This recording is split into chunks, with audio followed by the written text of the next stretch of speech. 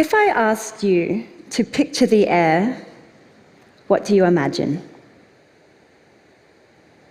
Most people think about either empty space or clear blue sky, or sometimes trees dancing in the wind.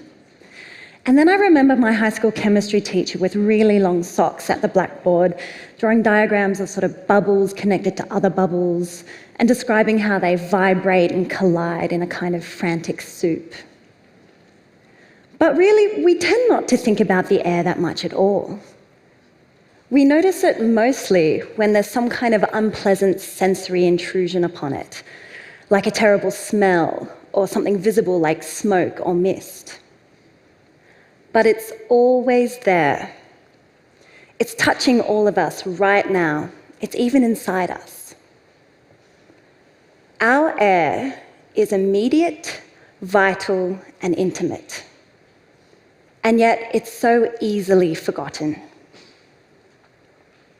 So what is the air? It's the combination of the invisible gases that envelop the Earth, attracted by the Earth's gravitational pull. And even though I'm a visual artist, I'm interested in the invisibility of the air. I'm interested in how we imagine it, how we experience it, and how we all have an innate understanding of its materiality through breathing. All life on Earth changes the air through gas exchange. And we're all doing it right now. And actually, why don't we all, right now, together, take one big, collective, deep breath in. Ready? In. And out. So that air that you just exhaled, you enriched 100 times in carbon dioxide. So roughly 5 liters of air per breath, 17 breaths per minute, of the 525,600 minutes per year, comes to approximately 45 million liters of air enriched 100 times in carbon dioxide just for you. Now that's equivalent to about 18 Olympic-sized swimming pools. For me, air is plural. It's simultaneously as small as our breathing and as big as the planet. And it's kind of hard to picture. Maybe it's impossible, and maybe it doesn't matter. So through my visual arts practice, I try to make air, not so much picture it, but to make it visceral and tactile and haptic. I try to expand this notion of the aesthetic, how things look, so that it can include things like how it feels on your skin and in your lungs, and how your voice sounds as it passes through it. I explore the weight, density, and smell, but most importantly, I think a lot about the stories that we attach to different kinds of air. So this is a work that I made in 2014, and it's called Different Kinds of Air, A Plant's Diary, where I was recreating the air from different eras in Earth's evolution and inviting the audience to come in and breathe them with me. And it's really surprising. It's so drastically different. Now, I'm not a scientist, but atmospheric scientists will look for traces in the air chemistry in geology, a bit like how rocks can oxidize, and they'll extrapolate that information and aggregate it such that they can pretty much form a recipe for the air at different times. Then I come in as the artist and take that recipe and recreate it using the component gases. I was particularly interested in moments of time that are examples of life changing the air, but also the air that can influence how life will evolve, like Carboniferous air. So it's from about 300 to 350 million years ago. It's an era known as the time of the giants. So for the first time in the history of life, lignin evolves.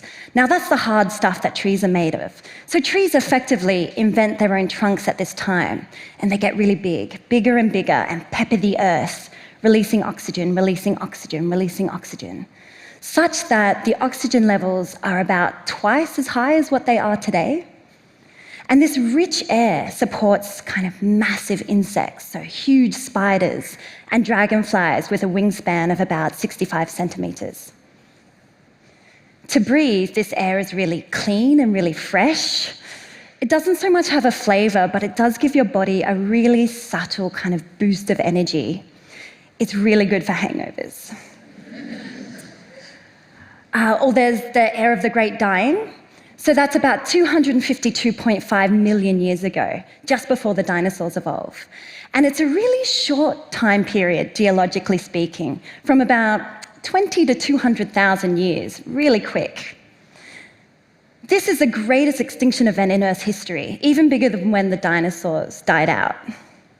85 to 95% of species at this time die out, and simultaneous to that is a huge, dramatic spike in carbon dioxide that a lot of scientists agree come from a simultaneous eruption of volcanoes and a runaway greenhouse effect. Oxygen levels at this time go to below half what they are today, so about 10%. So this air would definitely not support human life, but it's okay to just have a breath. And to breathe, it's oddly comforting, it's really calming, it's quite warm, and it has a flavor a little bit like soda water. It has that kind of spritz, quite pleasant. So with all this thinking about air of the past, it's quite natural to start thinking about the air of the future. And instead of being speculative with air and just making up what I think might be the future air, I discovered this human synthesized air. So that means that it doesn't occur anywhere in nature, but it's made by humans in a laboratory for application in different industrial settings. Why is it future air?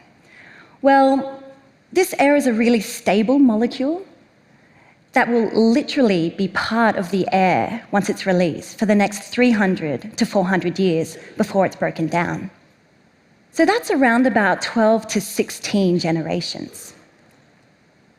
And this future air has some very sensual qualities. It's very heavy.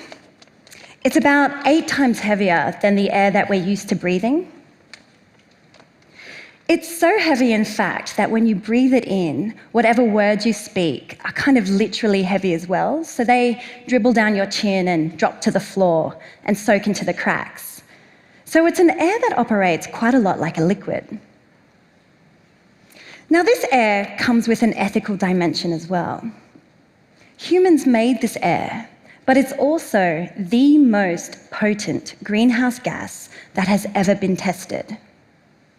Its warming potential is 24,000 times that of carbon dioxide, and it has that longevity of 12 to 16 generations. So this ethical confrontation is really central to my work.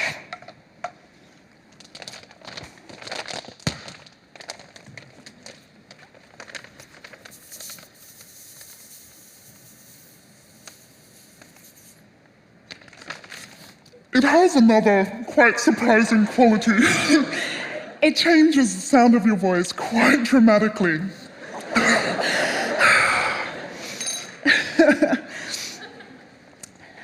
So when we start to think, it's still there a bit. When we think about climate change, we probably don't think about giant insects and erupting volcanoes or funny voices. The images that more readily come to mind are things like retreating glaciers and polar bears adrift on icebergs. We think about pie charts and column graphs and endless politicians talking to scientists wearing cardigans. But perhaps it's time that we start thinking about climate change on the same visceral level that we experience the air. Like air, climate change is simultaneously at the scale of the molecule, the breath, and the planet.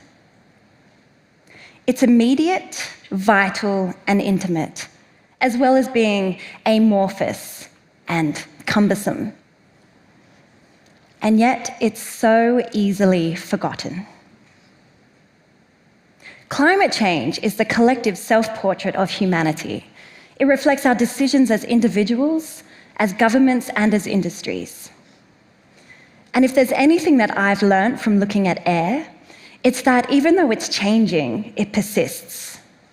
It may not support the kind of life that we'd recognize, but it will support something. And if we humans are such a vital part of that change, I think it's important that we can feel this discussion. Because even though it's invisible, humans are leaving a very vibrant trace in the air. Thank you.